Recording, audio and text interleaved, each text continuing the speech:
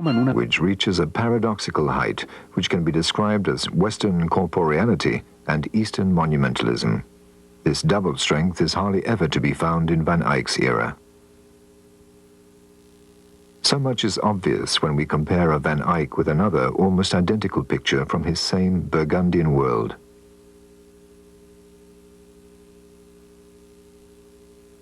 In Van Eyck, the lines are solid, the figures sturdy and unshakable, the power primitive. In the Holy Mary with the Saints by Hans Memling, the lines are soft and refined, the figures discreet, and the atmosphere calm and dreamlike.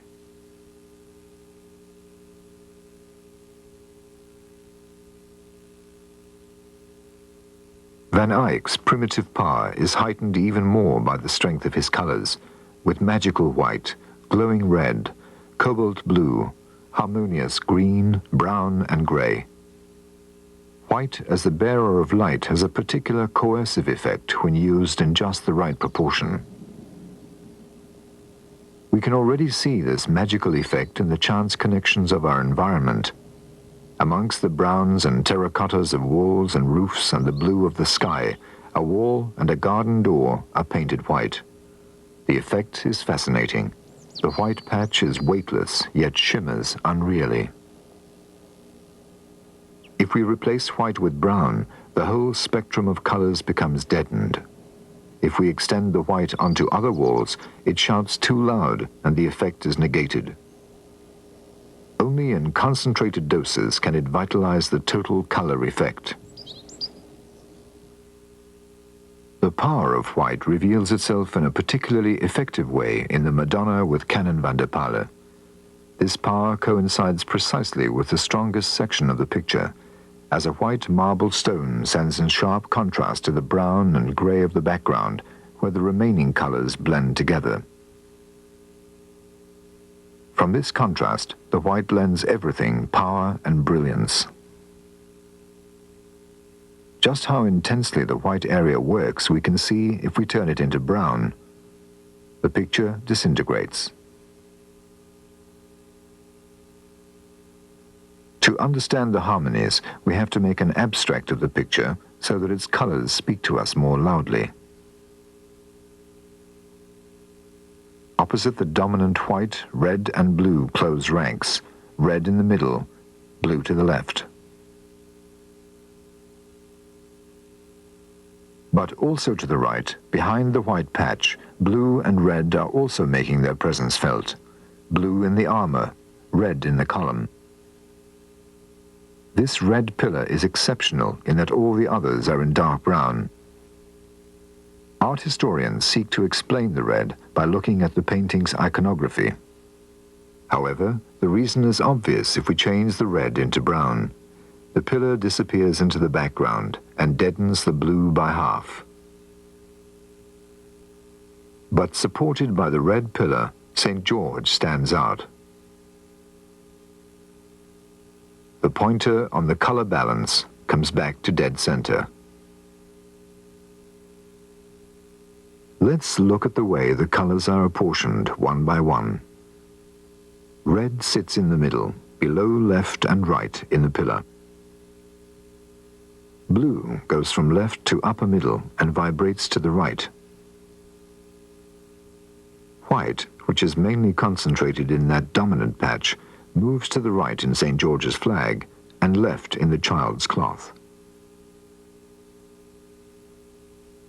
White, red and blue vibrate here and there in soft echoes and are carried by princely green and accompanied by lilac and brown, ochre and gray, orange and yellow.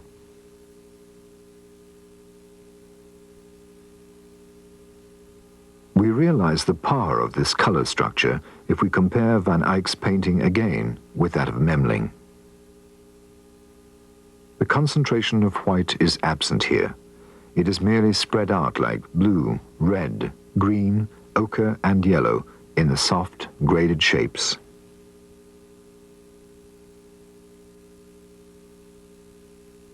Here, the geometry of the structure, the form and line and the music of the colors These elements are the painting's plans, foundations, and walls. Now let's look at the superstructure with the cladding and finishing. A painting, be it primitive, classical, or modern, is made up of a series of lines, dots, and patches. These basic elements can be found in a child's painting.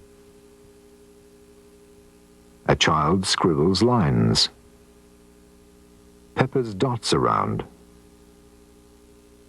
and fills in patches with no preordained plan and with no notion of space or depth. Primitive adult artists in ancient cultures worked in the same way, as some modern artists choose to do.